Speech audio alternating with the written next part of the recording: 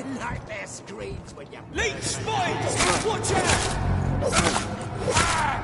Murdering bastard! Bloody leech!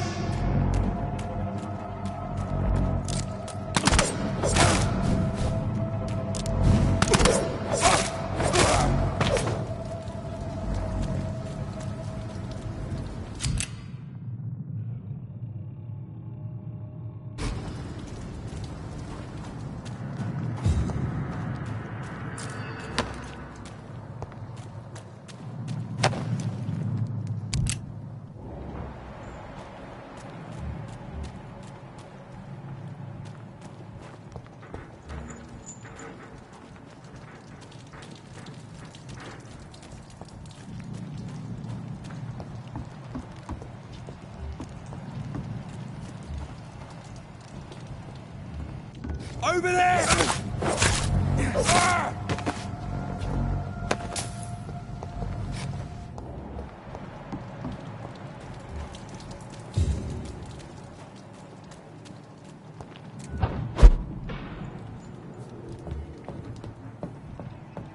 Over there!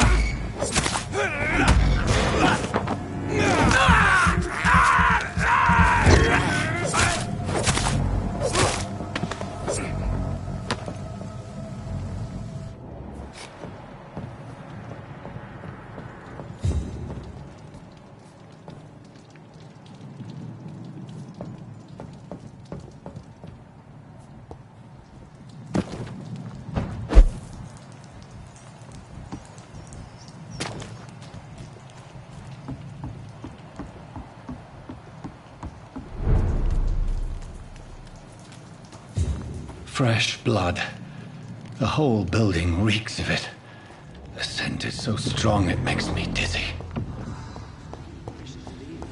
I'll not betray your trust. Is this first?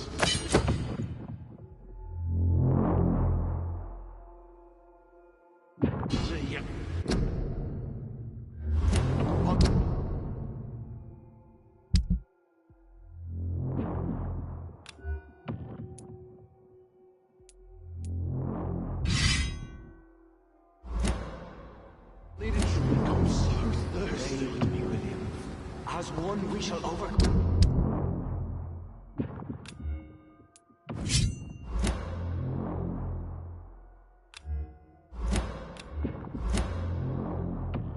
On this, we've done it before. This place reeks of bloodshed. I must have more. Oh dear God. This creature is bedeviled. I must put it down.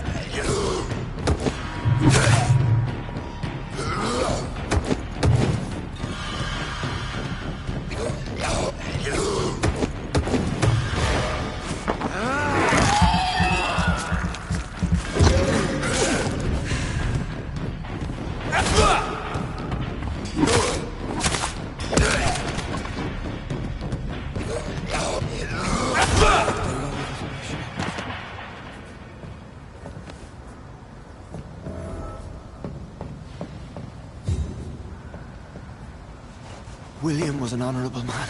I could have saved him. Mr. Hampton, are you in there?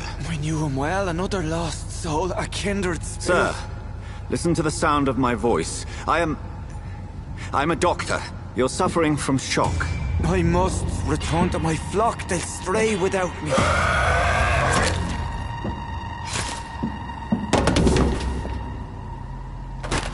Remember, certain skulls are every bit as resistant as we are.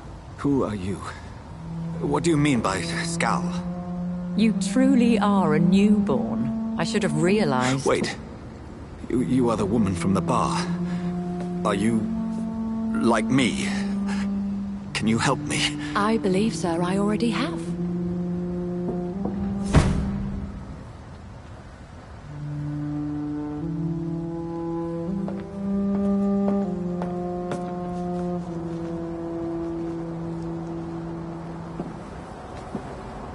By George and the Saints, you've solved the mystery of these terrible murders. Patience, good fellows, I've come to offer help. Just give me a moment to secure my boat. We can leave this awful place. William was not the evil man they claimed. He was just taken by the thirst. He needed this drink. This man requires medical attention. You'll see he gets to the nearest hospital. No, please, I must tend to my fold. My flock needs me. Yes, go with the good Dr. Swansea. He's resourceful, and I'm sure he'll take good care of you. You'd best come as well. The sun is soon to rise, and you'll need a place to rest. I just need a moment. If I can learn something about what has happened to William, I'll be a step closer to understanding what happened to me.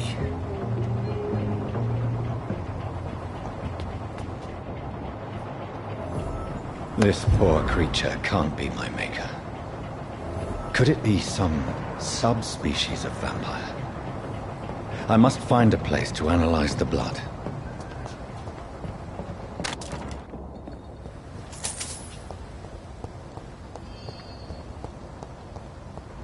I cannot enter. It's locked, all right.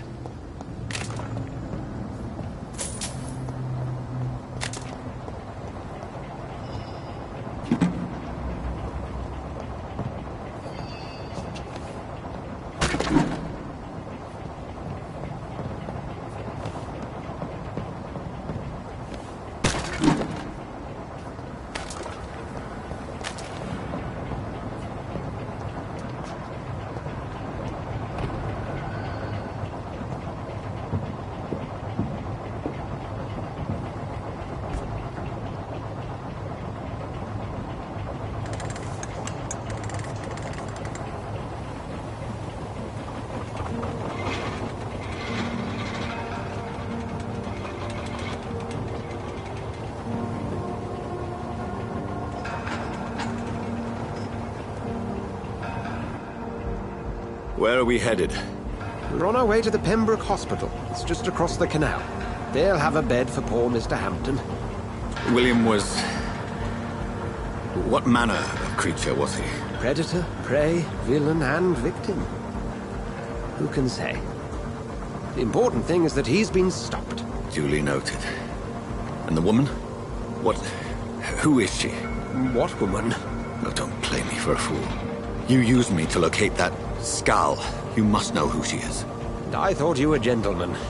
You shouldn't talk about a lady behind her back, but I will tell you she values her privacy. Were London as peaceful as she appears from the middle of the canal? If only that were the reality of the situation. To be honest, I've always tried to avoid this part of town. Pembroke Hospital is the last bastion between the rest of London and the epidemic. The flu has decimated the East End and the war still rages. Welcome to the front lines of a plague. This is where you work, Dr. Swansea? I am the administrator of Pembroke Hospital. I thought you were here in service of your mysterious order, the Brotherhood of... Of St. Paul's Stole, yes. But first and foremost, I'm a man of science. A physician, like yourself, Dr. Reed. How do you know who I am? No need for modesty. You are Dr. Jonathan Reed, a surgeon of some caliber and renown, if I'm not mistaken. You are correct, sir. I knew it! I had my suspicions. But when you took the blood sample from the corpse of poor William, I was certain. Dr. Reed. Marvelous. Have we met? I attended 3 of your seminars before the war. I have the utmost admiration for your research. And what a turn of fate. England's most esteemed blood specialist returns to London a vampire.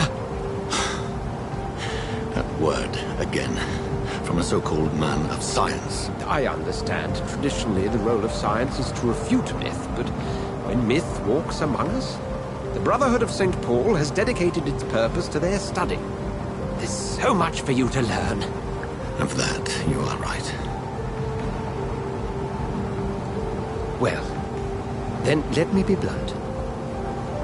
Join my staff at Pembroke Hospital. As a physician. I suspect you'll not find a better post of employment to contemplate your predicament. This is sudden. I was returning home to see my sickly mother. But alas, that was before contracting this affliction. Dr. Reed, take a moment to consider. The post would be for the night shift, providing a good explanation for your absence during daylight hours. You'll be adequately reimbursed, and have a place to hide. I even had the forethought to bring some clean clothes. So, what do you say?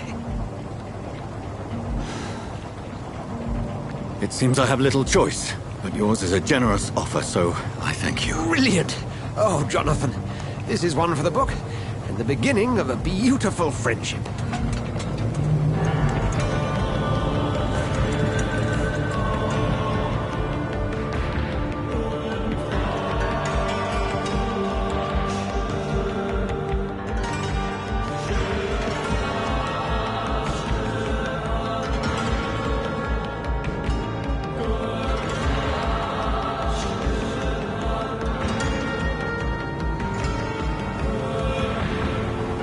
Dr. Swansea, thank goodness. I was beginning to be concerned.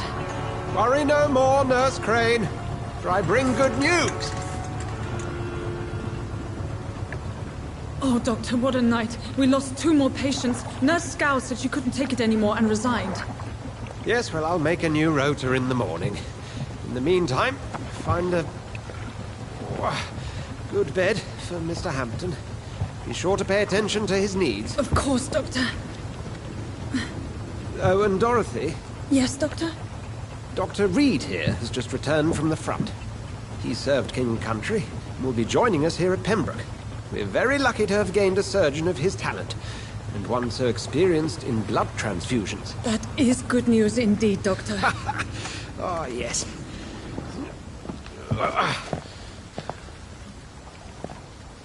Here at Pembroke, it's not what we have, but what we haven't. It's only thanks to Nurse Crane and the staff that our ship doesn't sink. If you have any questions, just ask her. Duly noted. Thank you. Your assistance is required, Dr. Swansea, immediately. Welcome aboard, Jonathan. We'll catch up after my rounds. Coming, Nurse Crane. I'm coming.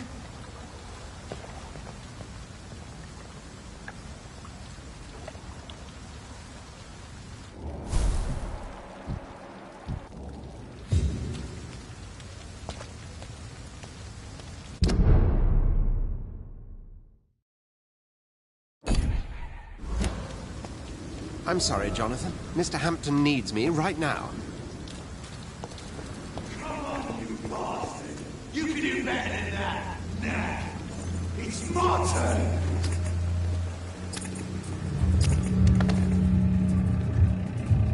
Rotten or pristine, each heart contains the seed of life. Drink at this river, dry it all.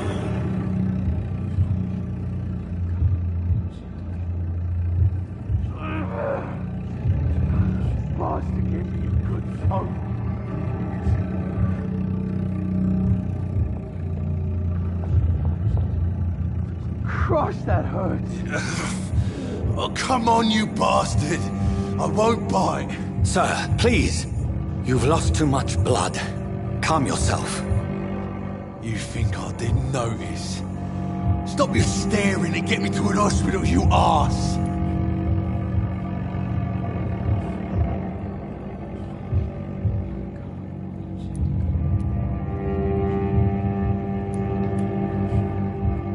Insulting a good Samaritan. Not exactly the way to get rescued. All right, sorry. I am in pain here. My guts are spilling out onto the street and you're yabbering on. Yes. That's a very nasty wound you've got there. Take my word, I am a doctor. Dr. Jonathan Reed. Name's Clay Cox. I'd appreciate you helping me to a better place, Doc. Follow me, Mr. Cox. Let me assist you to that better place.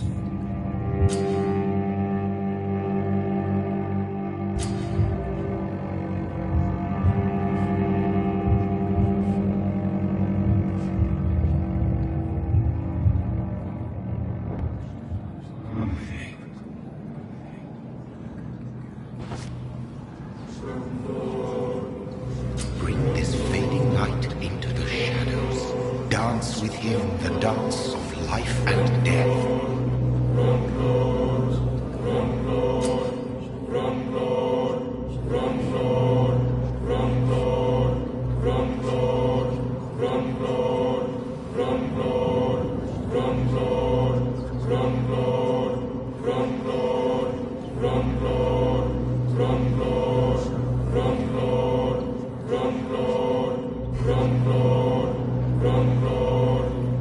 No more. Not tonight. Not like this. I will not take another life.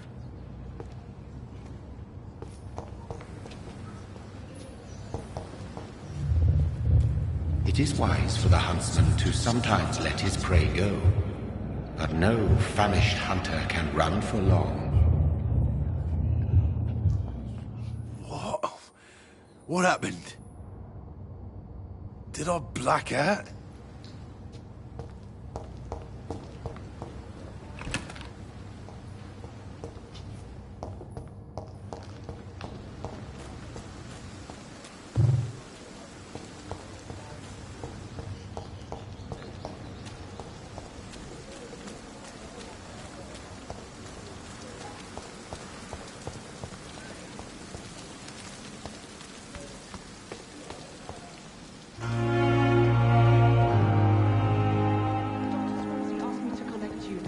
Hurry up! Doctor, where have you been? I've little time to play hide-and-seek with new staff members, no matter how illustrious they may be. I found a wounded man by the docks. He answers to the name of Clay Cox. He requires urgent medical attention.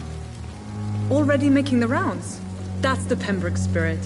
I'll ask our porter, Milton, to bring him back immediately. Thank you, nurse. What can I do for you? Dr. Swansea insisted we provide you a quiet office. You'll find it on the second floor with your name on the door. Thank you. Nurse Crane, isn't it? Yes, Dorothy Crane. Welcome to Pembroke Hospital, Dr. Reed. Your office has been prepared.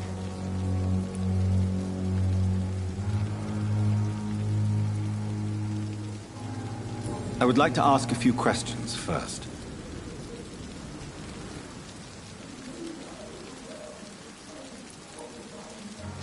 And Mr. Hampton, the patient we brought in, how does he fare? I gave him a sedative to help him sleep. Poor thing was in quite a state of shock.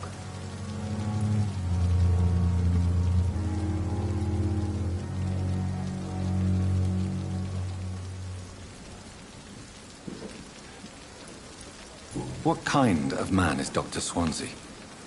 Well, you accepted the job from him. I thought you would have known about your employer.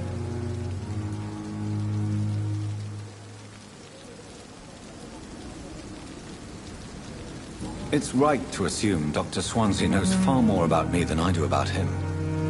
You'll get to know him soon enough, and better than me. The administrator has better things to do than mix with us.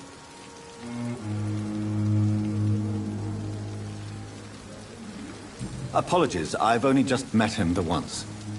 This is sudden. I've only just returned to England. Dr. Swansea is a brilliant surgeon and the most compassionate physician.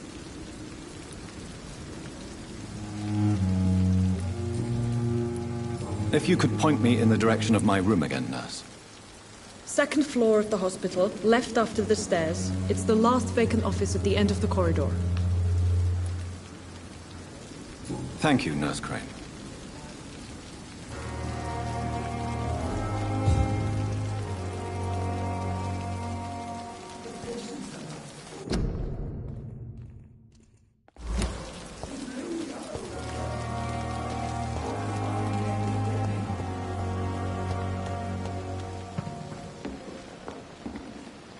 Good evening, sir. So it is true. The famous Dr. Reed has joined us.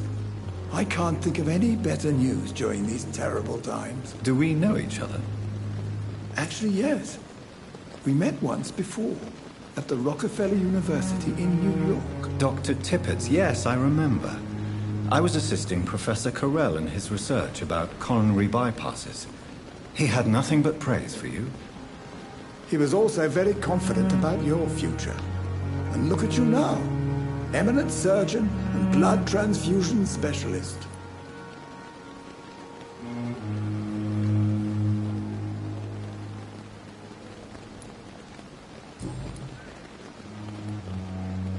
What is the Pembroke Hospital situation? And please, speak freely.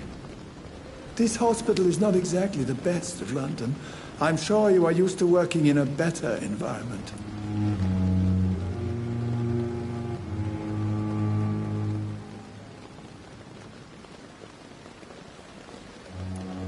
It's not exactly the best situation in London either. I can't have expected this hospital to be prepared for what was to come. Don't be misled by appearances, Dr. Reed. This hospital does not lack talented people. It just lacks hope. What can you tell me about the staff in the hospital? Some are really good, and others are not so good. But during this troubled period, there is no time for slander. I prefer to focus on the positive character traits.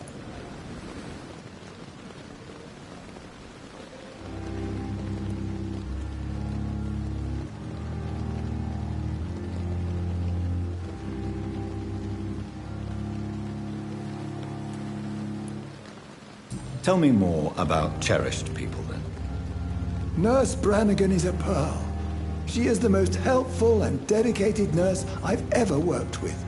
A clever and cheerful woman. You really seem to admire her skills. I'll go even further. If she was a man, she would be a damn fine practitioner.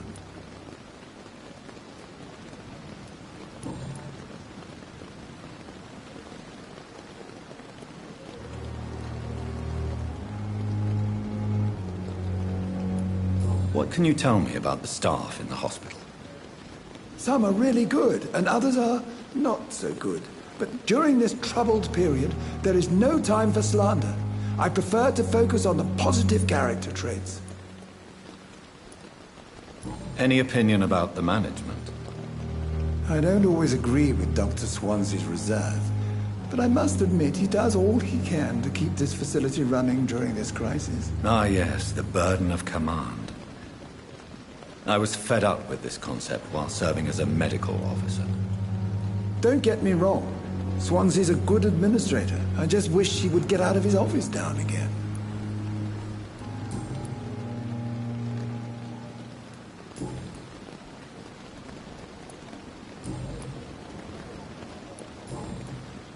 Goodbye, Dr. Tippett.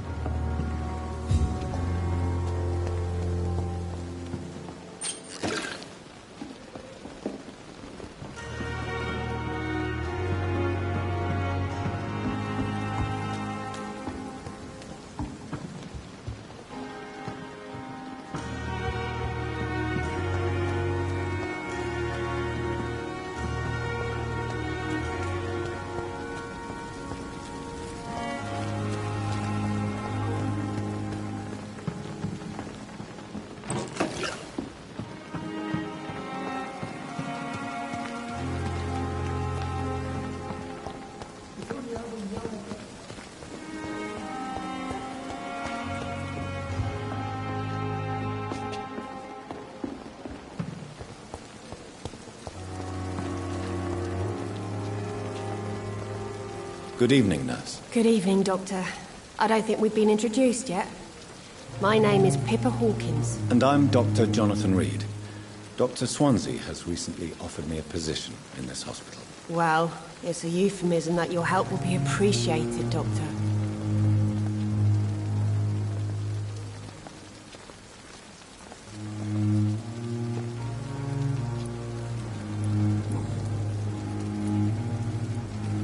How is the Pembroke staff coping with the epidemic? Well, not well. Milton, the ambulance driver, is even more grumpy than usual, especially concerning doctors.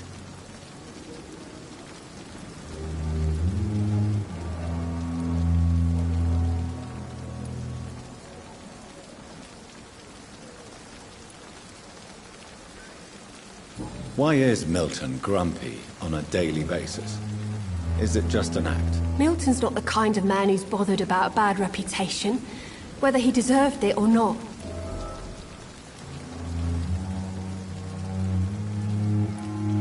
Why does Milton dislike doctors? I don't know. Just ask him. But be warned, Milton is not the chatty type.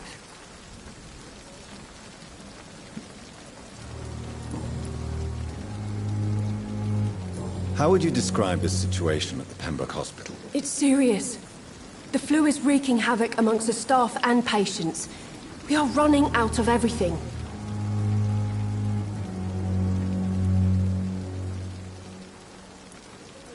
You must get a hold of yourself, nurse. Sorry, I'm exhausted. No one has any idea when this epidemic will be over.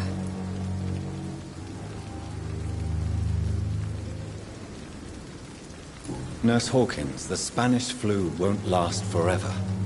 Even the Black Plague didn't kill everyone. I wish I could believe you. But what if this epidemic was worse? What if in the end, nobody was spared?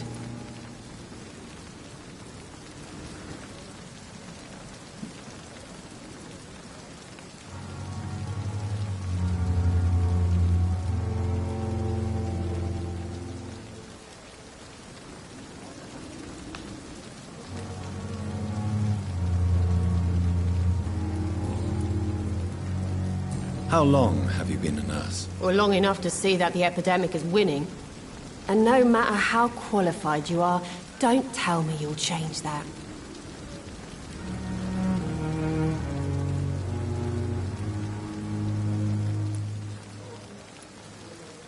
You're right. When dealing with such a terrible disease, one must remain humble. But that doesn't mean we shouldn't try our best. Sorry, Doctor. I don't want to sound bitter, but I'm just too tired to give a pep talk like Nurse Brannigan.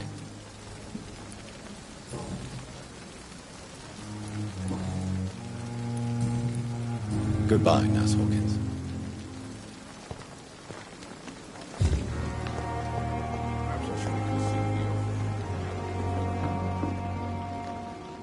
Good evening, Dr. Tibbets. Dr. Reed, any good news to share?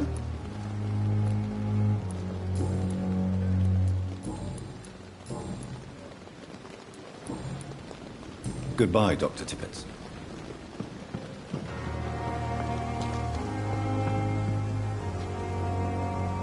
Good evening, sir.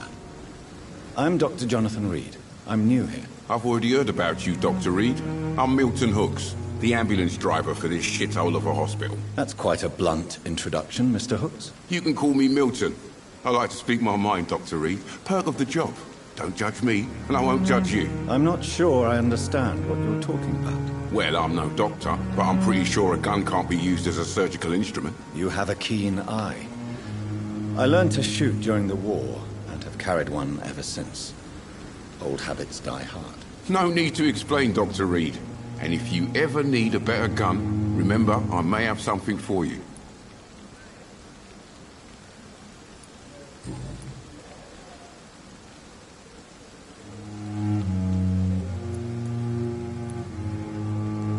How is the situation around here? You want to hear the situation is all right? It's fucking awful.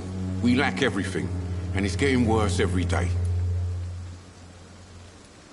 Are you really smuggling weapons through the hospital? And why not?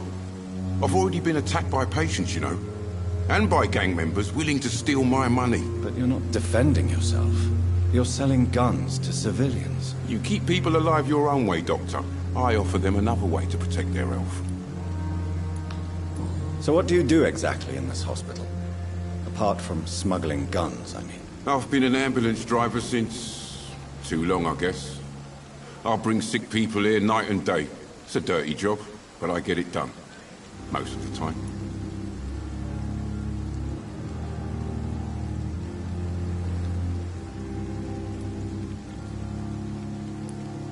Since you're on the front line, how is the sanitary situation in this vicinity? It's a complete disaster.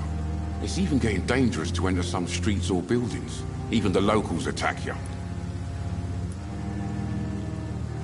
It sounds like things have been a bit rough recently. What's happened? Yesterday I got attacked by the patient I was bringing here. I escaped through the hospital's garden, but I lost my wallet when I was running. You left an infected patient outside the hospital? That's incredibly dangerous. Go there yourself if you want, but be careful, Doctor. I'd rather not bring your dead body back.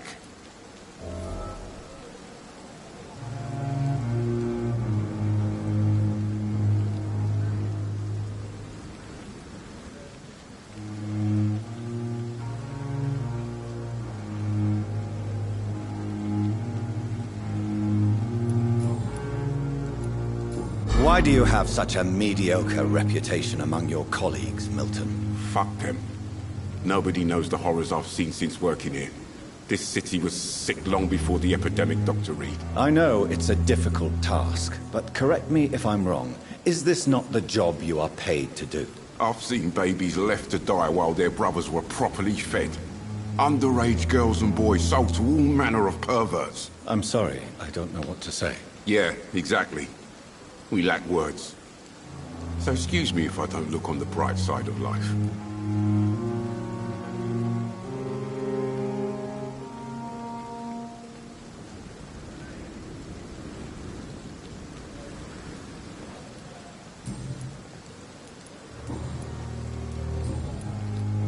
I'd like to see your goods. Wise choice, Dr. Reed. A reliable gun is what everybody needs these days.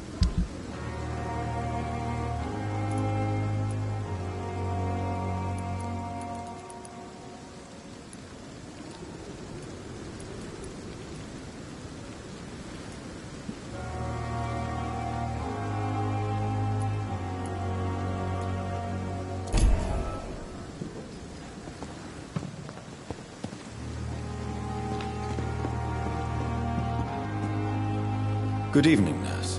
I'm Dr. Jonathan Reed, the new surgeon here at the Pembroke. Dr. Swansea has already told us about you, sir. I'm Nurse Gwyneth Brannigan. Welcome to the Pembroke Hospital. Did he really?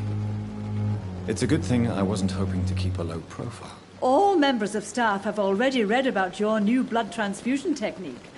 Dr. Swansea made sure of that. I see.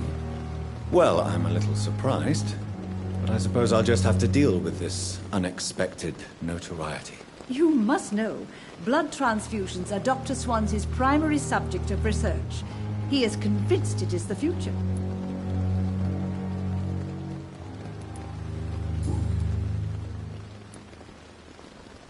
How are things here? Not good, to say the least.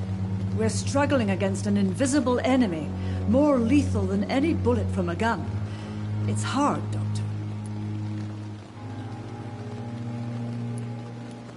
An invisible enemy. Quite a poetic term for a disease, especially from a nurse. Sorry, Doctor. These last few weeks have been exhausting. We could all do with a good night's sleep. Do you think this hospital can survive the epidemic? We are all volunteers here, and we're trying to hold fast, but how do we beat an invisible killer? Some nurses have already resigned.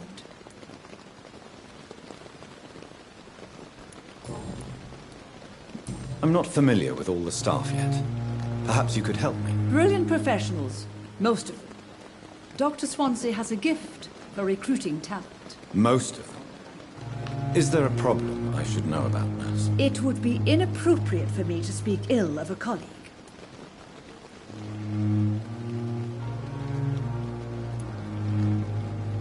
Is there anyone that stands out? Well, I have never met someone as dedicated as Dr. Tippett. He should be a standard for us all here. If only he were younger. Why should his age be a problem? I guess it's fair to say he's always pushing himself to the limits. He just doesn't know when to stop and get some rest.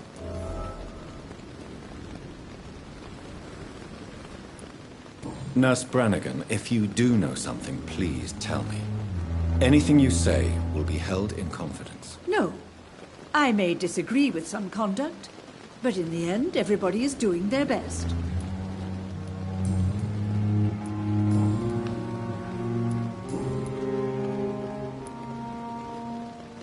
Why does Dr. Tippett claim you're the main reason he keeps working, despite his fatigue? If it wasn't for him, I probably would have left the Pembroke years ago. Dr. Tippett does not think of you as just a nurse anymore, does he? If you're suggesting he's not taking my gender into consideration when it comes to medical practice and knowledge, I really hope he doesn't.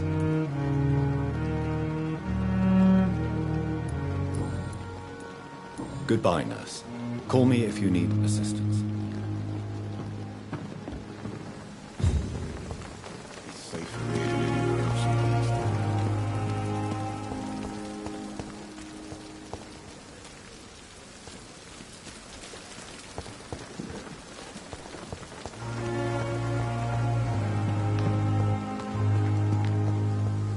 Dr. Swansea is right. This place seems perfect to conduct my research. Good evening, sir. Can I help you? Unless you're here to fix my face. No. I don't think you can help me. I'm Dr. Reed. I've recently taken the position of head surgeon here. War injuries, am I right? You guessed right, Doctor. German shell took my pretty little mug right off. But they still call me Thomas Elwood.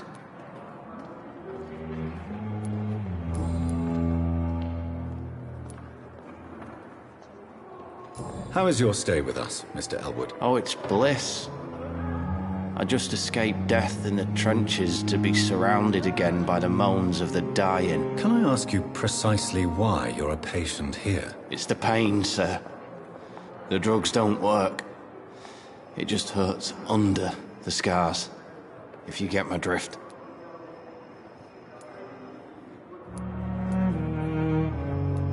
Can I do anything for your pain? Nurses gave me a bunch of pills. No effect. Told you. It's like the flames are under my skin, burning away. Who is treating you?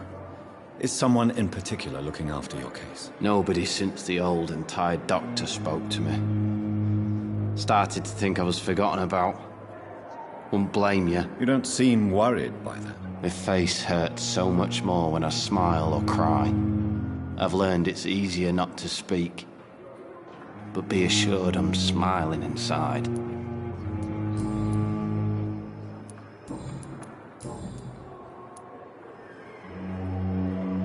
Where were you stationed, sir? Did you serve for long? I really don't want to talk about all this shit. No offense. I was pushing too much.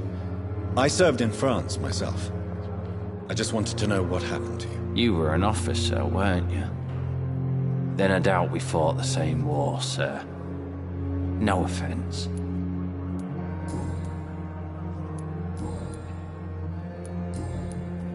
Goodbye for now, Mr. Elwood. Why the Goswicks came in. The pain. Good evening, Nurse Hawkins. Good evening, Dr. Reed.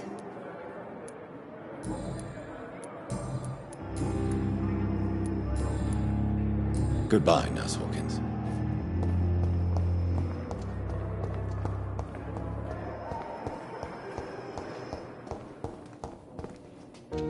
Good evening, Doctor. I believe we're going to be working together. Dr. Reed. Dr. Swansea informed us of your arrival, but I could not dare to believe we'd have such good fortune. Such an honor, sir. Thank you. And you are? I am Thoreau Strickland, Dr. Thoreau Strickland. I'm a great admirer of your work, Dr. Reed.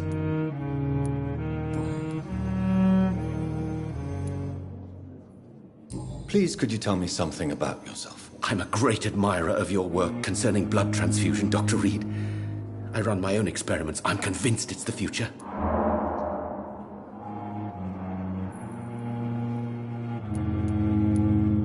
What made you choose to be a doctor? I'm not ashamed to admit you and your work have inspired me. I am honored to have the opportunity to work by your side.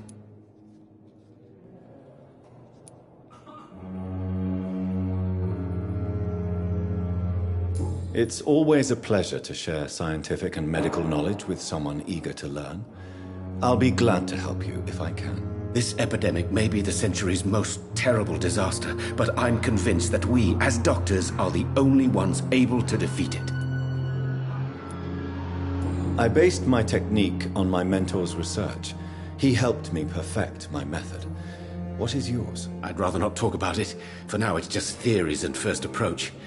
My process is purely experimental and unsuccessful. As long as you're cautious and methodical, you may remain empty-handed, but you won't fail. You're not the first one to warn me, but I am convinced knowledge is the main weapon against the ravages of this epidemic.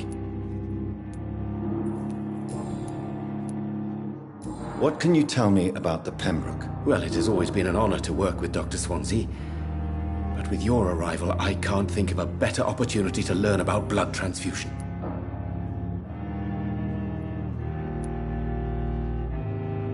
Do you need help with anything in particular? Well, yes, maybe. I'm waiting for a batch of products I ordered for my personal research, yet my supplier seems to have vanished. Do you want me to play the errand boy for you? Oh no, Dr. Reed.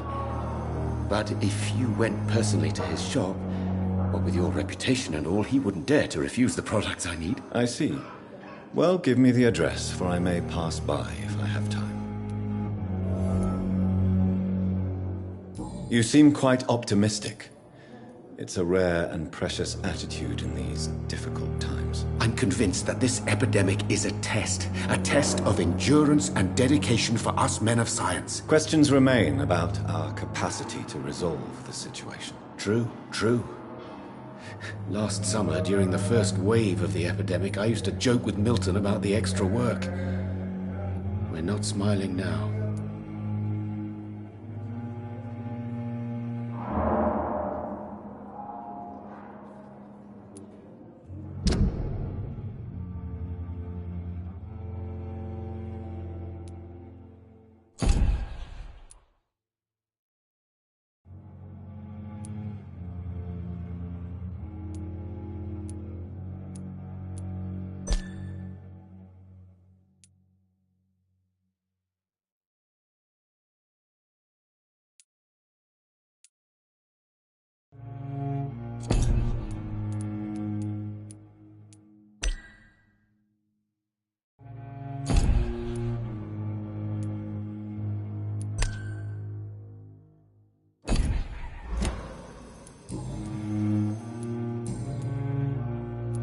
Goodbye, Dr. Strickland.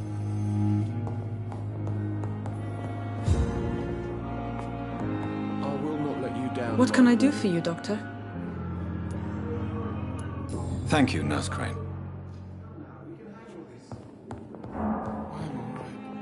Good evening, sir. I'm Dr. Reed.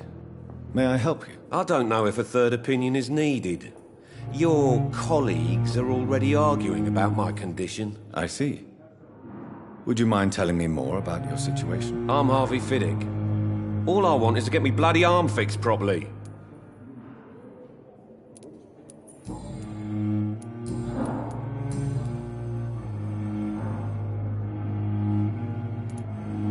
Tell me about yourself, Mr. Fiddick. I'm just a regular guy waiting to get his arm fixed, so I can return to work and to my family. I was more curious about what you were doing before being hospitalized. I'm a carpenter. And a good one, too. But that means I need both arms to feed my family, Dr. Reed.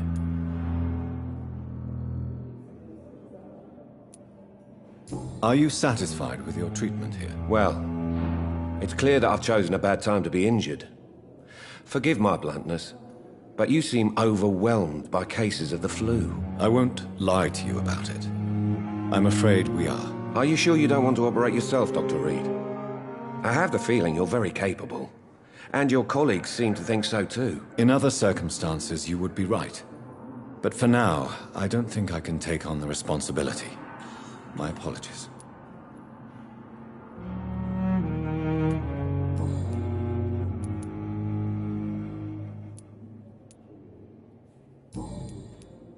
Tell me about the doctors who are arguing about your case. Strickland and Aykroyd. They both want the best for me, but there's a lot of pride there. Doctors are no different from carpenters, it seems. What do you mean? I often had professional arguments with rivals on a building site. Difference is, I disagreed about wooden nails, not flesh and bones.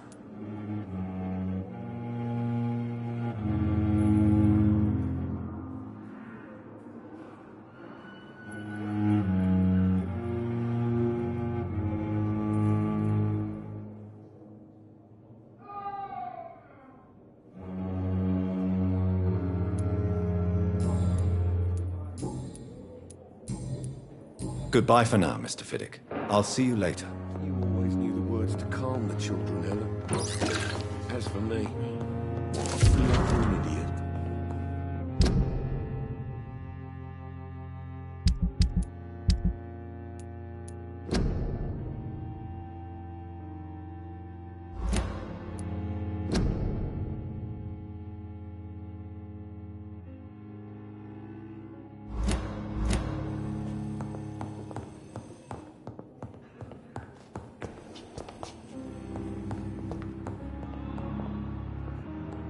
Good evening, madam. Can I help you? It's my son who needs you, sir. I'm Dr. Jonathan Reed. How can I help your son? I'm Beatrice Goswick, mother of Mortimer Goswick. Could you check on him, please, Dr. Reed? I've heard much of your talents as a physician.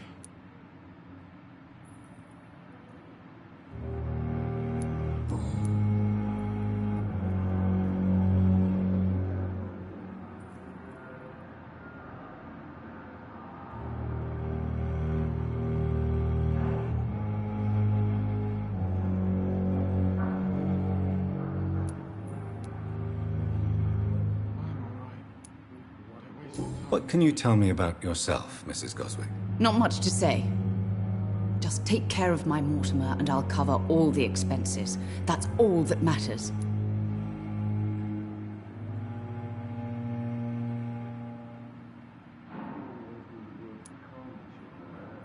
Are you really that rich? Most of the patients here are of a more humble origin, if I may say so. Yes, thanks to my husband. May he rest in peace. I can cover any needed medical expenses. May I ask if you have an occupation, Mrs. Goswick? I'm a teacher by profession. I teach young women who are more ambitious about their futures than their families. What do you think of your reception here? Any complaints? I have had the uttermost reservations about this hospital since we arrived.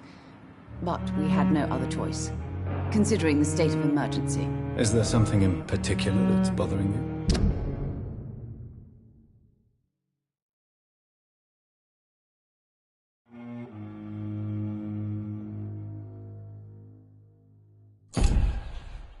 Some of the staff were not especially welcoming. I suspect they're not accustomed to dealing with patients of such social standing.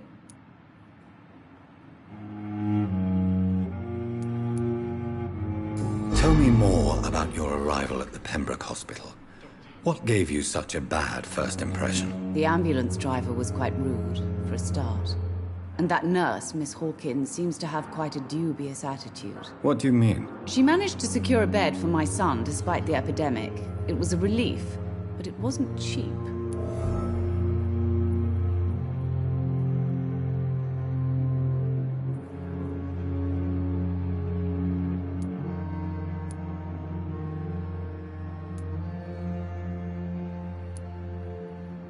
She charged you for a bed? Yes, and I paid without question, considering the urgency of the situation.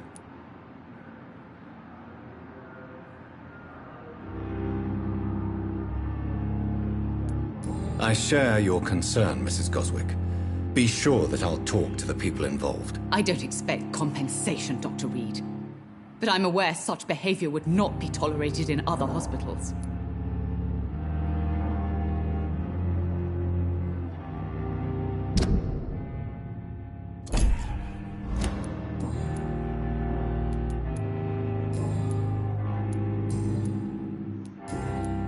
Goodbye, Mrs. Goswick. I'm all right. Don't waste your time with me. Good evening. I'm Dr. Reed. Can I help at all? No. Really? Why are you here, then? I don't want to talk. My throat hurts too much. I suppose that this pain is the reason you're here. Is someone taking care of you? Yes. And no. Could you at least tell me your name, sir? Mortimer. Mortimer Goswick.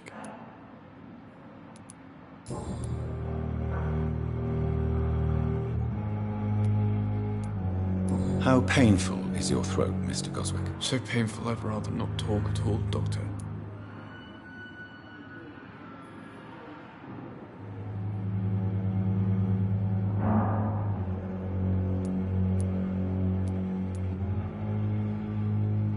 I'm sure you realize a doctor and his patient have to communicate, sir.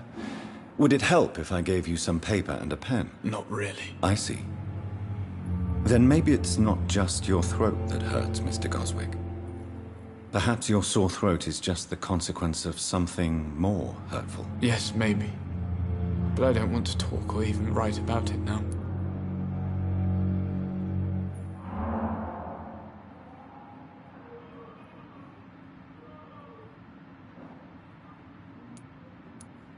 Why did your mother have you hospitalized here?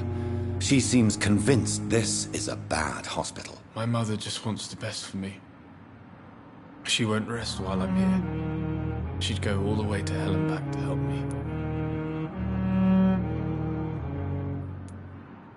Pembroke Hospital may look unorthodox, but rest assured you're in good hands here. It's not me you have to convince, Dr. Reed. It's my mother.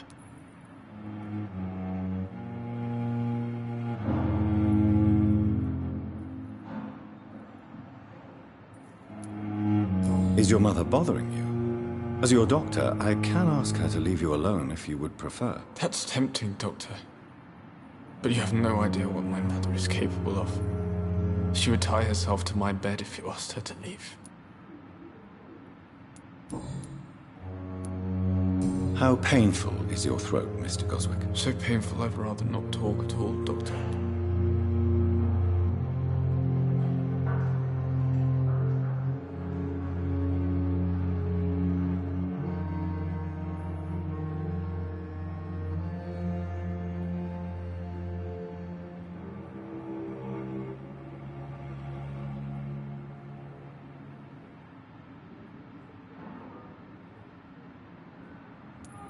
I'll let you get some rest, then. I'm all right. Don't waste your time with me.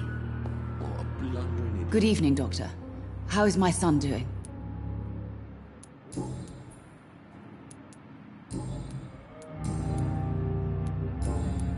Goodbye, Mrs. Goswick.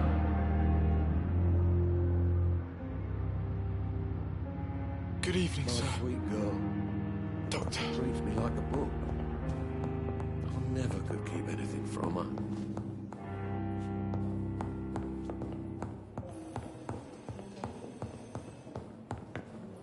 Good evening, sir. I'm Dr. Reed. I believe we're going to be colleagues. Reed? Yes, I've been informed about your arrival. I'm Waverly Ackroyd. Welcome aboard, I suppose. Does my arrival inconvenience you in some way, Dr. Ackroyd? Let us just say that I don't particularly share Dr. Swansea's enthusiasm for hiring you. What we need here are reliable professionals, not overrated dabblers.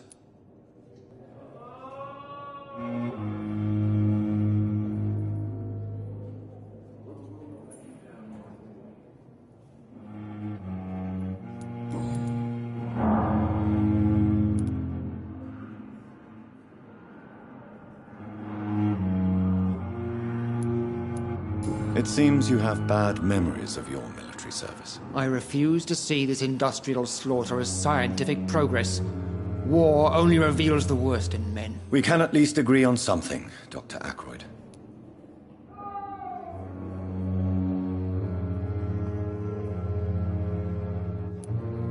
I don't know what you've heard about me, but I have already proved my value as a practitioner. I don't question your skills, Dr. Reed, but your motive. Is it money? Fame? Or are you truly dedicated? And what exactly is that supposed to mean? I served in the war just like you. But unlike you, I did not use the wounded to play the modern sorcerer. Be careful what you insinuate, Dr. Ackroyd. I only want you to admit you used those men to improve your theories.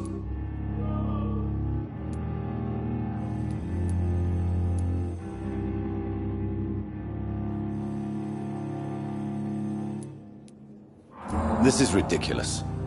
My blood transfusion technique saved many lives, and you know it. You see? That is exactly what I hate about people like you.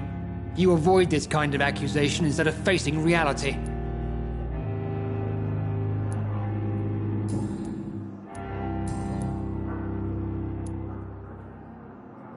Tell me, Waverly, what do you think of Dr. Strickland's enthusiasm for his experimental research? Strickland is playing with his patients' lives for pride and glory. Now that, sir, is unethical. Are you thinking about something in particular? Harvey Fiddick needs delicate surgery.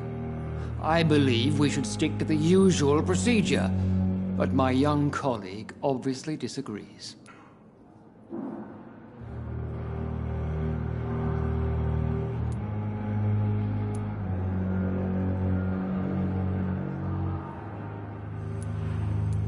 Why do you wish to lead this surgery? I strongly believe that Mr. Fiddick should not be butchered to test an unproven procedure.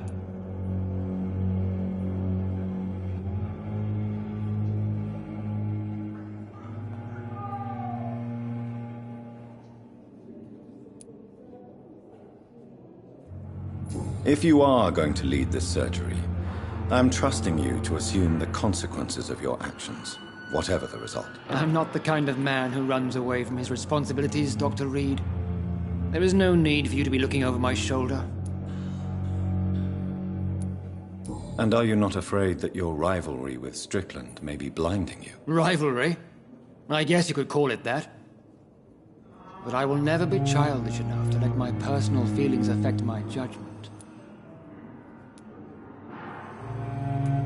Why do you wish to lead this surgery? I strongly believe that Mr. Fiddick should not be butchered to test an unproven procedure. If you are going to lead this surgery, I'm trusting you to assume the consequences of your actions, whatever the result. I'm not the kind of man who runs away from his responsibilities, Dr. Reed. There is no need for you to be looking over my shoulder. Do you need my assistance? Not at all. I'm sure that you are used to gaining people's trust with your impressive skills. Well, it will not be the case with me.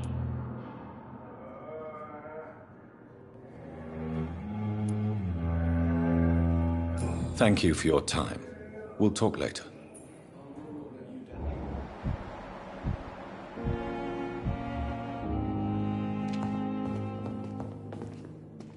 Good evening, Dr. Strickland. And good evening to you, Dr. Reed. Can I be of any help?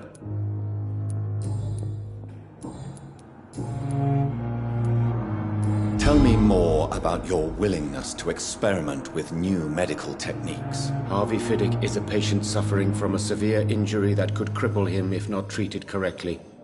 I'm convinced your blood transfusion technique could help him. What is it you really want? To save him, or to prove your point? Fair question. I want nothing but to save my patient, Dr. Reed. Especially since I know Mr. Fiddick's story.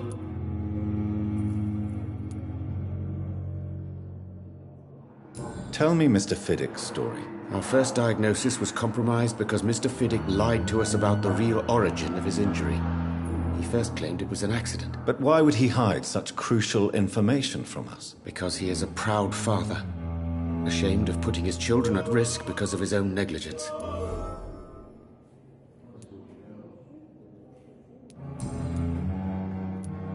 Tell me more about your willingness to experiment with new medical techniques. Harvey Fiddick is a patient suffering from a severe injury that could cripple him if not treated correctly.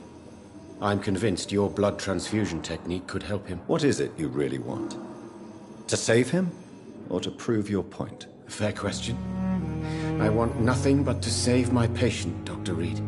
Especially since I know Mr. Fiddick's story.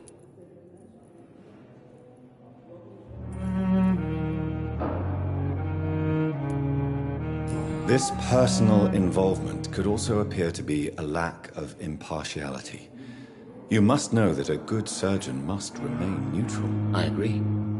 But that does not excuse Dr. Aykroyd's behavior.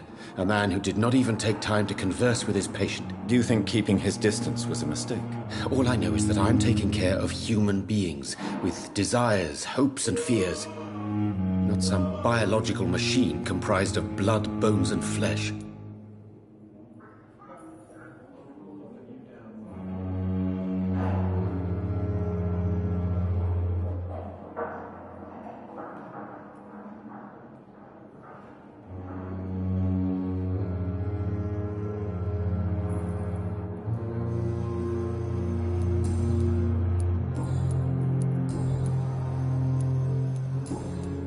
Goodbye, Dr. Strickland.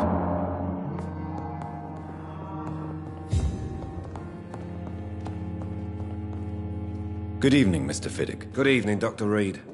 Any news about my operation?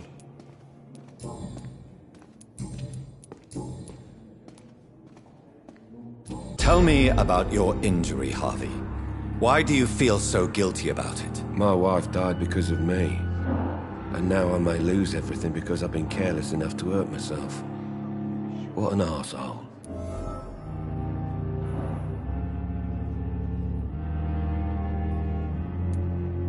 How could your job be responsible for your wife's death? I was working a double. She went out to bring me a hot meal and got caught in a German bomb raid. You can't hold yourself responsible for your injury, Mr. Fiddick. Unless you tried to hurt yourself. Of course I didn't hurt myself. But I can't work until my arm is fixed. My children need to eat, Doctor.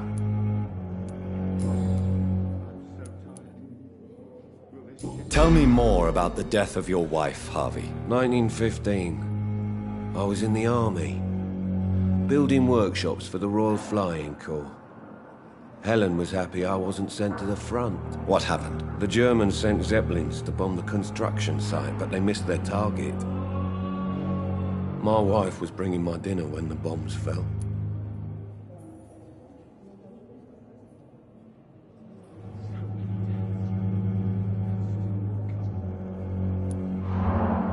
How are your children after losing their mother? They were smaller then. The only good thing about this is my Helen didn't bring them with her that night. I'm sorry for your loss. So many died during the bombings. I served in France and witnessed the carnage there. I would like to say that she didn't suffer. Truth is, I have no idea. I just know that I'm all that me kids have. Poor little bleeders.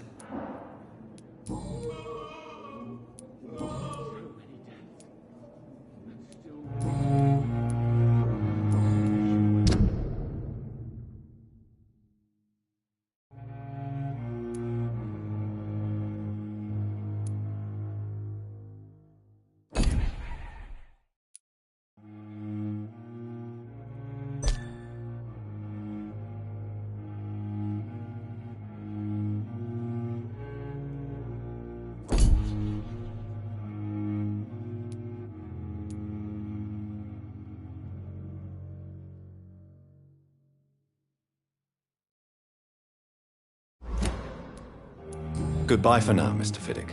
I'll see you later. You always knew the words to calm the...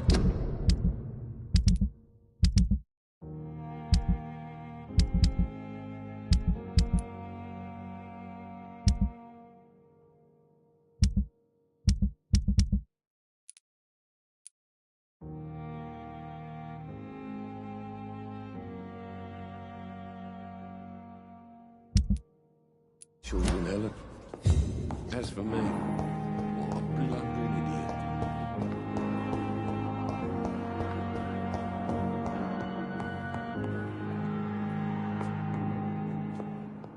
I'm quite busy right now, Dr. Reed.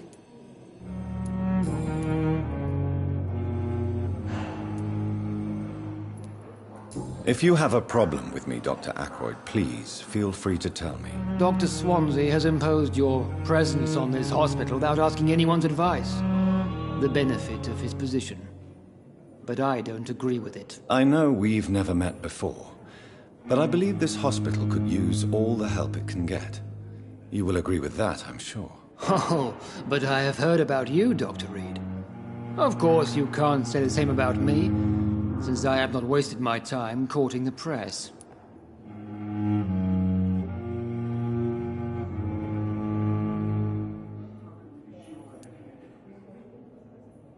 Aren't you too old for such jealousy? It really won't do you any good, you know. Don't be ridiculous, Dr. Reed. A simple glance is enough for me to know you have nothing for me to envy.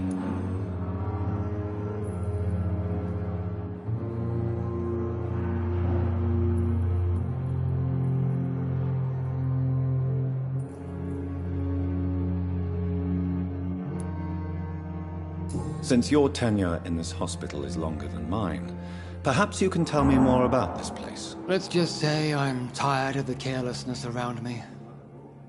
I have always respected the skills of Dr. Swansea, but over time his enthusiasm has become displaced. Carelessness? Exactly what are you talking about? We're here to save lives.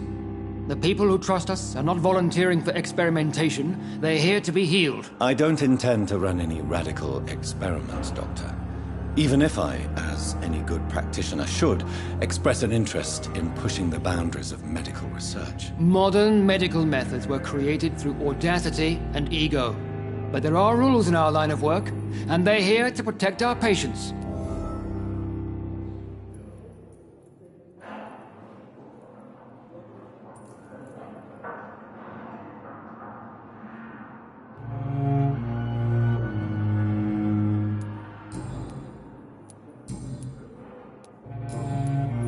Thank you for your time. We'll talk later. As for me,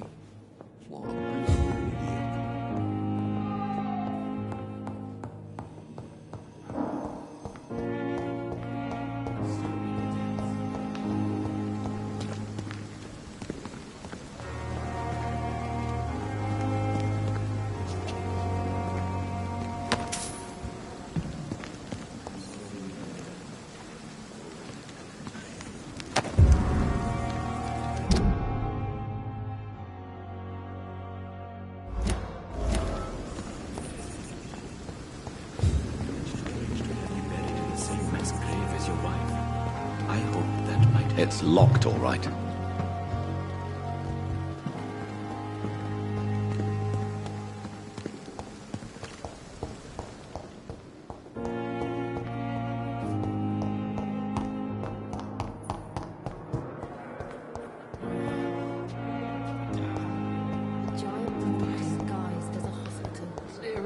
Pembroke nowadays. Good evening, Mr. Elwood. Evening, Dr. Reed. Goodbye for now, Mr. Elwood. Viewing disgust on every street corner. The daily routine. Good evening, Mr. Hampton. How do you feel? Dr. Reed, is it? Oh, sir, I must apologize for my behavior. What do you mean? I was not myself in the factory. Fear and exhaustion made me say awful things to you, I'm afraid. You remained perfectly nice and polite. A little delirious, perhaps. But who wouldn't be after enduring an abduction? Thank you, Doctor. That's a relief. Now all I need to do is rest and return to my flock.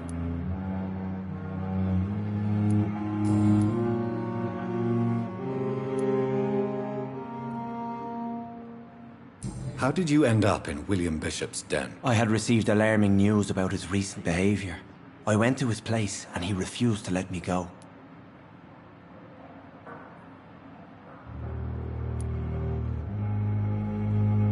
You dared to enter this awful place alone. You're a hero, Mr. Hampton. Or a fool. I'm just a man trying to help his friends, Dr. Reed. William Bishop was a conflicted soul, searching for light. Why did he abduct you? William was an alcoholic. His addiction suddenly changed to blood. I don't know why. Just like a patient I met here. This Miss Hawcroft.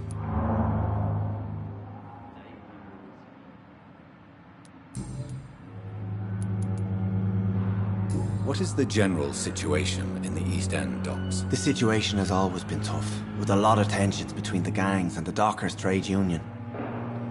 The Wet Boot Boys are very nervous since they lost their leader.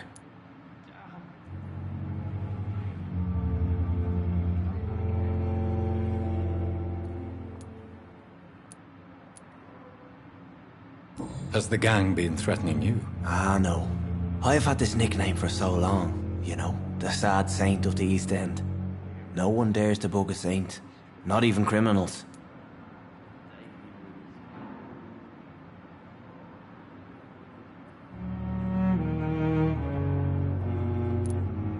Who leads the gang now? Since Clay Cox went missing, it's his wife Edwina who runs the show.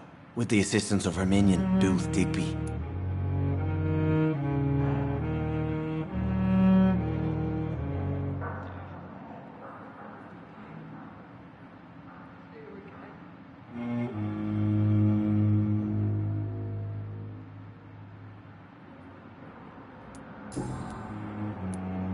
Do you know Tom Watts, the bartender from the Turtle?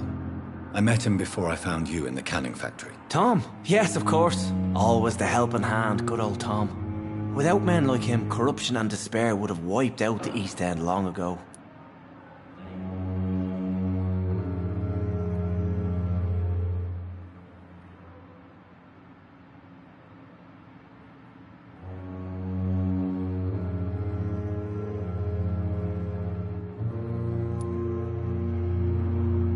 Who should I avoid in this part of town, then? Any particularly evil figures? Not really. Most men and women are just doing their best. And it's not my habit to speak ill of people I know, Doctor.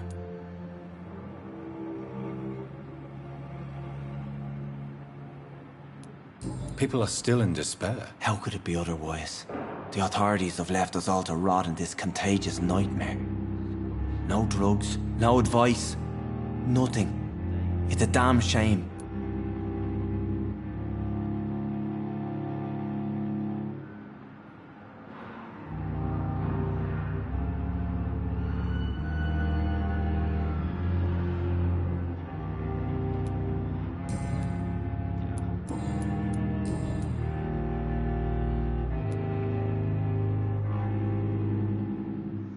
Have you made friends since you arrived? Not really.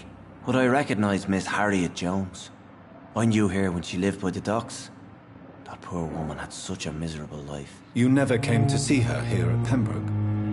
Receiving visits when sick can be an important part of the healing process, you know. We're not just bodies. You're preaching to the converted now, Doctor.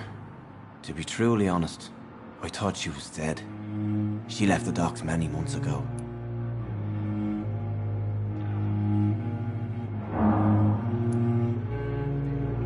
What do you do for a living, Mr. Hampton? I can't help but notice the cross around your neck. I manage a night asylum for the poor and homeless of the docks.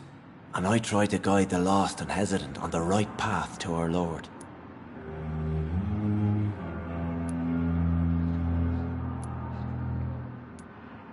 Why didn't you use your cross against William Bishop?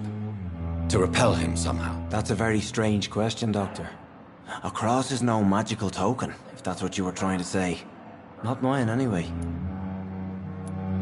Are you a priest, Mr. Hampton? A deacon, maybe? Not at all, Doctor.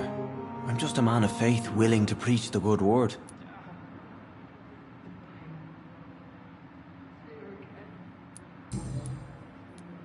How do you feel, Mr. Hampton? Medically speaking, I mean. I feel exhausted. Beyond exhaustion, actually. William drank so much of my blood in his madness. I feel empty. You're in good hands here. Dr. Swansea is well versed in blood transfusion, and I'm sure he'll take the best care of you. Thank you, sir. I believe all I need is rest, and then I can go back to the people who need me.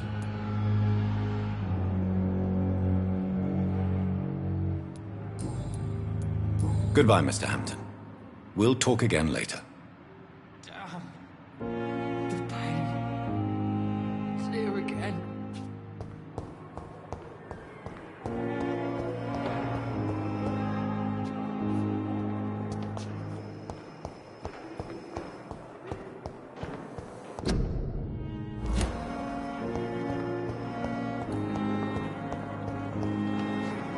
Good evening, miss. I'm Dr. Reed, the new surgeon at the Pembroke Hospital. And who are you? Your name has no meaning to me, mortal. You're nothing but dust blown by the winds of eternity. I beg your pardon? What are you begging for, mortal? My clemency? Well, tonight maybe I'm inclined to mercy. You'll never forget the night you met Thelma Howcroft. You keep calling me mortal. Why is that? And if I'm mortal, what are you? Well, Dr. Reed, if you must know, I'm a vampire.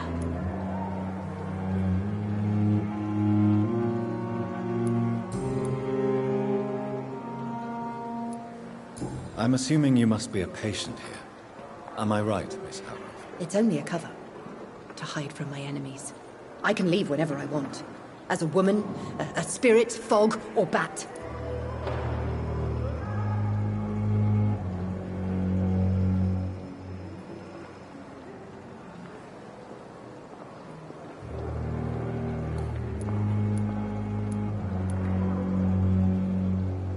The staff here are not your enemy. They're here to help you, to care for you. I'm not speaking of the doctors in white. I'm speaking of the men and women who hunt me, for I am a vampire. I see. Don't worry. These people will not find you here. I'll personally make sure they leave you alone. Thank you, mortal, but do not interfere with them, for you are no match for those that hunt me. Who are these enemies you mentioned? Can you describe them? I cannot say for sure, but I sense their eyes on me from nearby. I feel them watching me every time I visit the garden near the morgue. And why do you believe you're a vampire? I don't need to believe anything. It is what I am. It is what I feel within this hollow shell of flesh.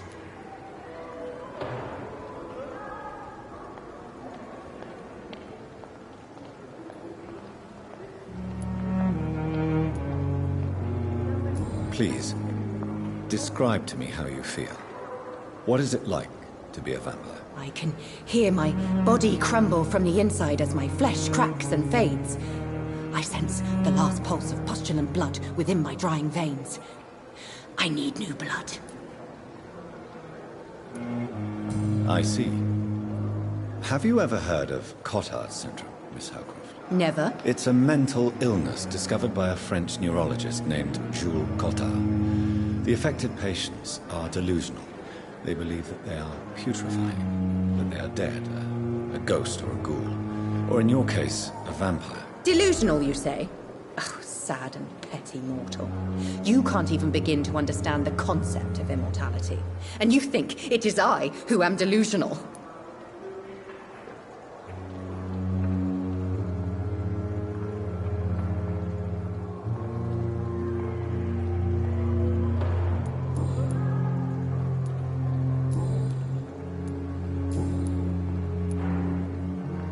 Who are you really, Miss Howcroft? I mean, apart from being a vampire. Is that not enough for you, puny mortal? What do you require? Proof of my powers? I'm curious to know who you were before becoming a vampire. It was such a long time ago, I don't remember. Centuries of unholy life can have strange effects on one's minds, you see?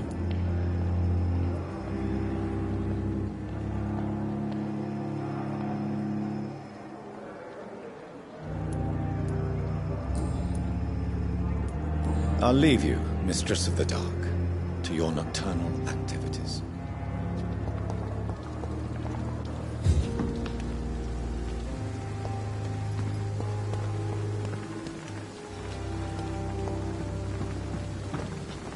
At least that Mistress of the Dark. Good evening, Milton. Good evening, Doctor. Still trying to save lives?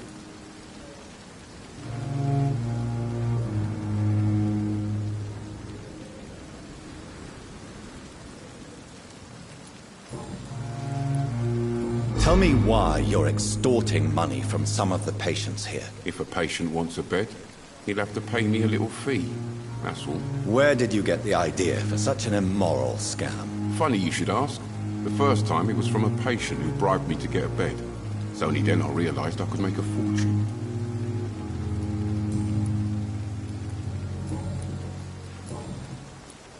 Goodbye, Milton.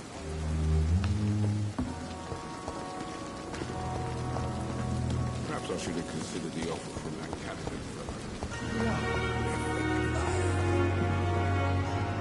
Good evening, Dr. Tippett. Dr. Reed, any good news to share?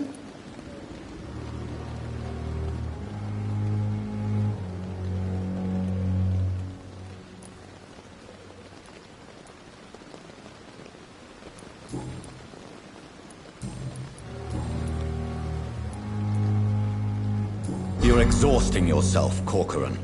Maybe you should think about preserving your strength. No. We must keep on healing all those poor souls. We are the last rampart before chaos. Once more unto the breach.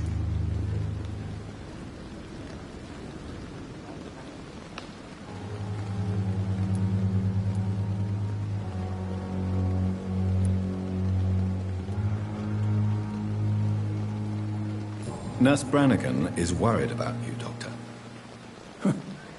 She should not have told you that. I will have a word with her. You don't have to blame her for her honesty. I'm not that kind of man, my dear Jonathan. Actually, Nurse Brannigan's opinion is the only one I may listen to.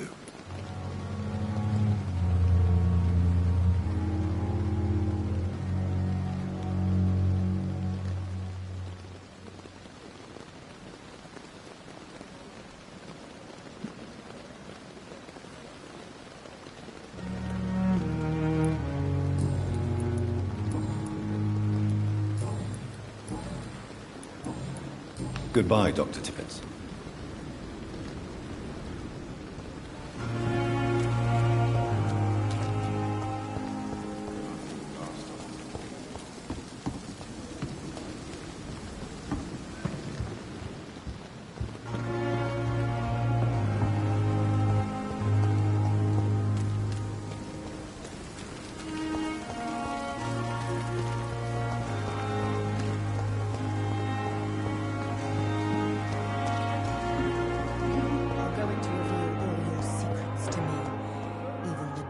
Thoughts in your heart. My blood and soul. They belong. Good evening, Miss Howcroft. How are you tonight? I need blood, Doctor. Warm, rich, vibrant blood.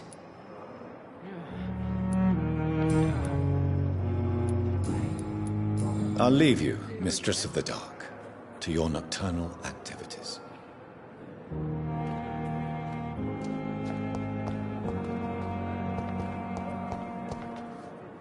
Good evening, Mr. Elwood. Evening, Dr. Reed.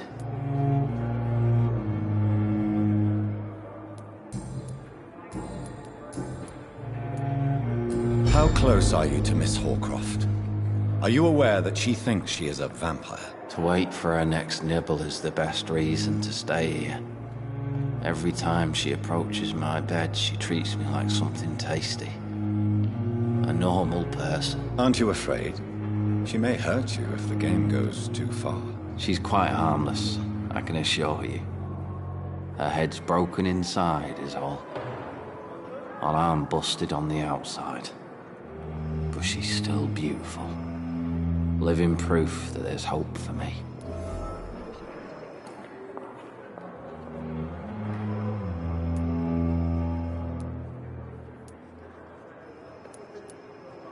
So do you let her bite you? You know that's not sanitary. And why not? She's only supping a few drops of me blood. And the pain, it's real for once. She could decide to bite less willing patients. Then it's another good reason for me to stay here, Doctor. You do realize she's mentally disturbed. It's called the Cotard syndrome. She truly believes she's a vampire. In her madness, she never refers to my scars. And frankly, if I could, I'd join her world. It seems much more fun than the real one.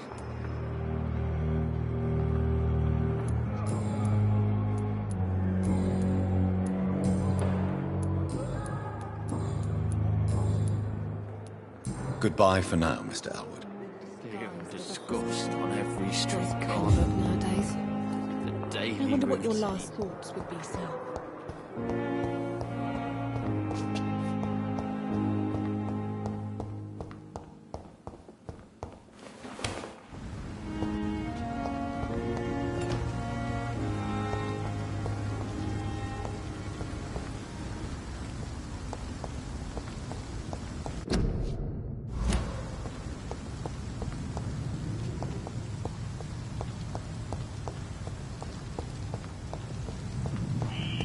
Scowl voices in the garden. I should investigate. If they were to find somebody.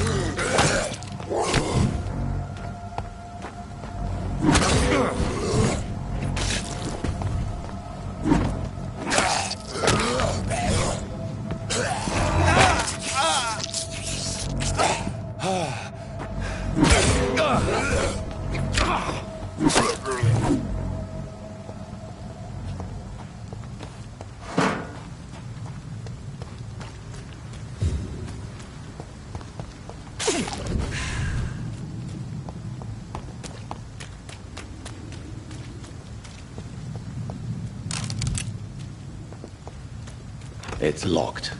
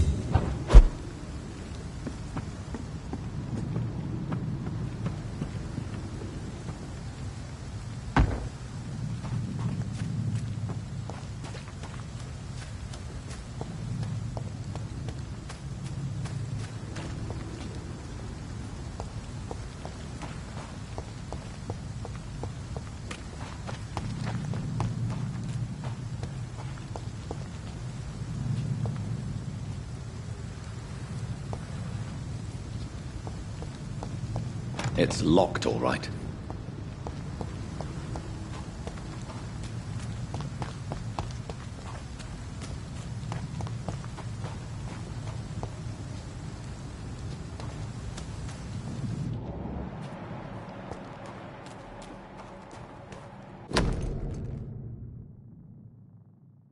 So, Mr. Hooks and Nurse Hawkins are an item.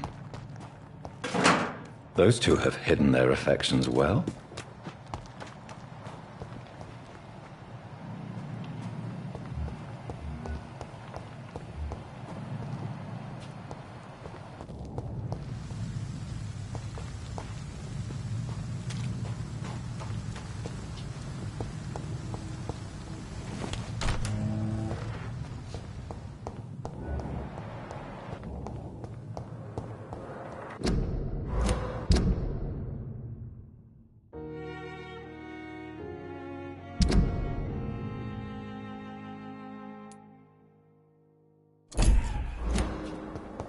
She needs it. Oh, please spare me, Good evening, Milton. Good evening, Doctor. Still trying to save lives? Tell me why you're extorting money from some of the patients here. If a patient wants a bed, he'll have to pay me a little fee. That's all. Where did you get the idea for such an immoral scam? Funny you should ask. The first time it was from a patient who bribed me to get a bed. It's only then I realized I could make a fortune.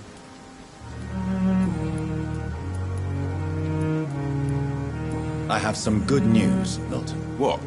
The epidemic's over? I retrieved your wallet, with all the money and a certain picture. Well, yeah, Pippa Hawkins is my girl. So what? Is it the difference of skin color that bothers you? Not at all, Milton. Good. Please.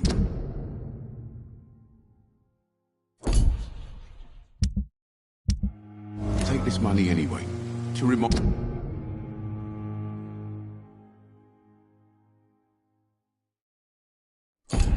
Mind you to keep your mouth shut. Not everybody is as broad-minded as you, Dr. Reed. Goodbye, Milton. Good evening, Milton. Good evening, Doctor. Still trying to save lives?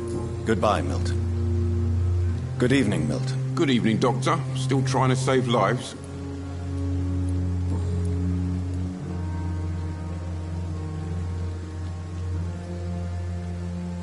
What's going on between you and Nurse Hawkins? Pippa's tired. Tired of all this shit. Tired of all those corpses piling up. She's as depressed as I am.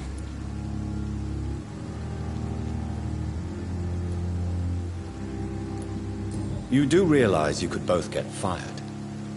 Hospital staff are not meant to have intimate relationships with one another. Come on, Dr. Reed. Do you know how many rules are broken in this hospital every day just to keep it running? There's nothing wrong with what we're doing. During the war, I witnessed a few couples just like you come together in difficult circumstances. It can be very damaging. Maybe you're right. But we support each other, and that's all that matters.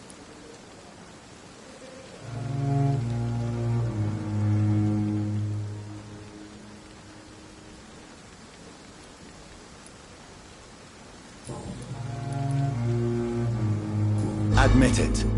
Nurse Hawkins is more than your lover. She's also your partner in crime. Of course she is. How else could I tell which bed is free? I need to know that. Have you no shame? Don't you see the city is crumbling down? Today people are ready to pay to get a hospital bed. Tomorrow we may be fighting for food.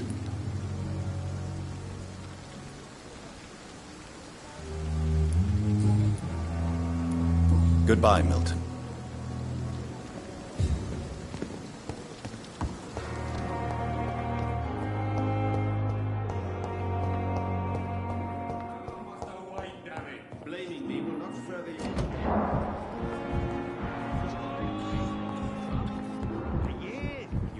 To disapprove of our methods, and you will kindly apologize when you're feeling better.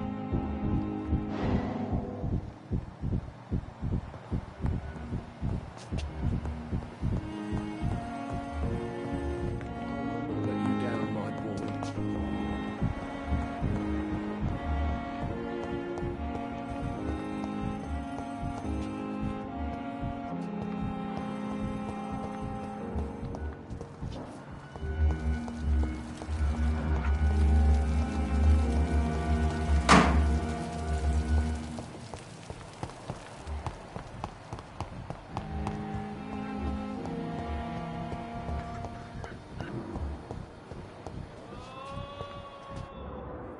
Good evening, Nurse Hawkins. Good evening, Dr. Reed.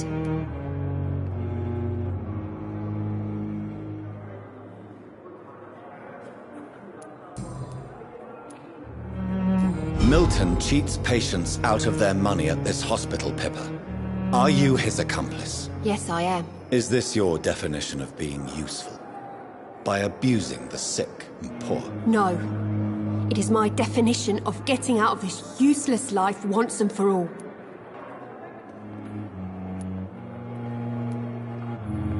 Whose idea was it? What difference does it make?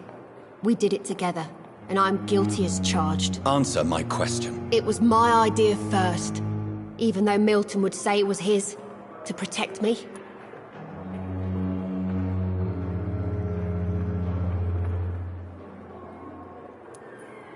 Why do you do it? Why not? Most of the sick who paid for a bed are already dead, or will be soon. Don't you see the futility of all this?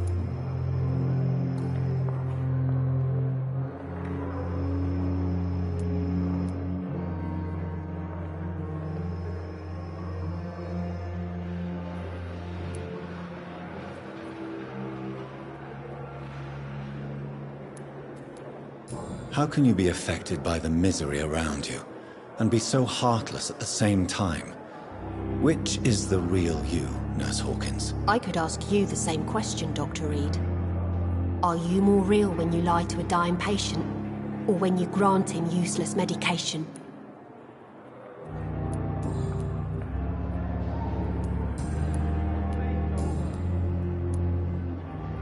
Pippa, I know you're very close to Milton Hooks. Yes.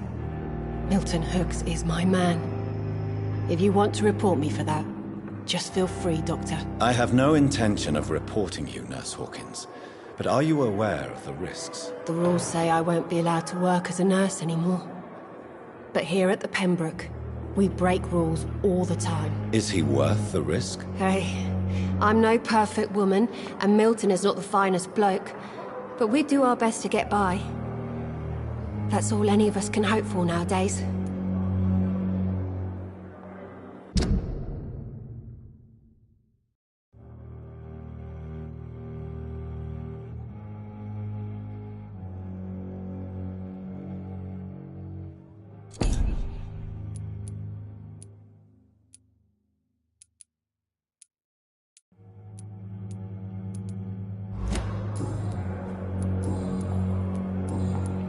Goodbye, Nurse Hawkins.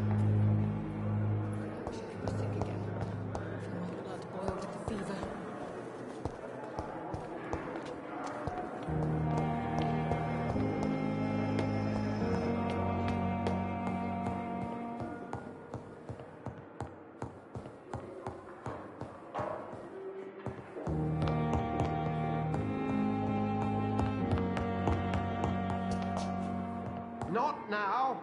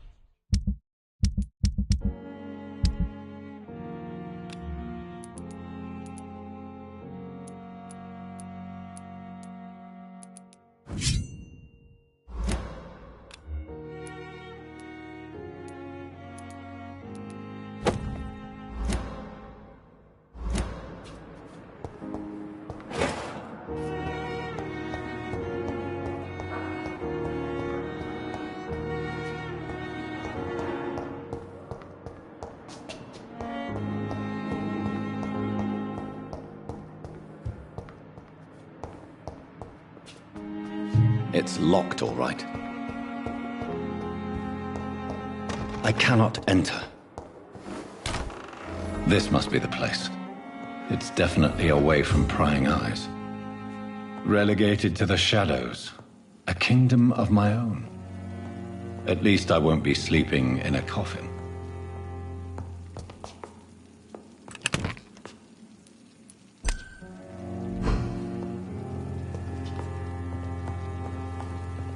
The flower's dying. It needs water.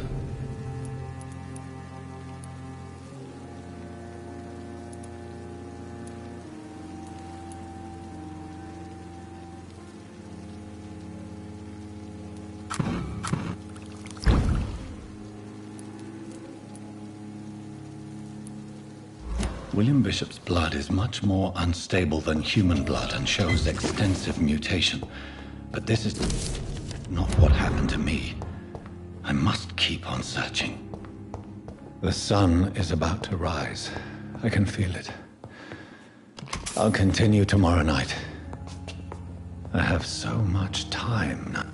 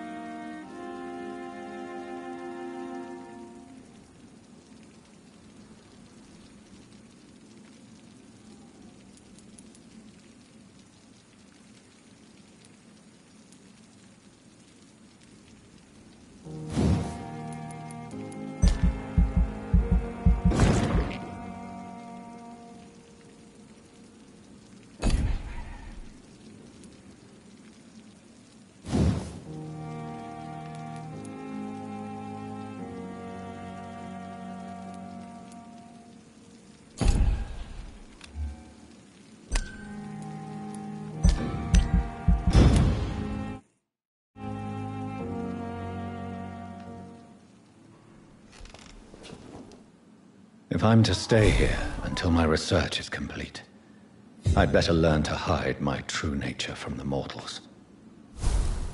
But what about my thirst for blood?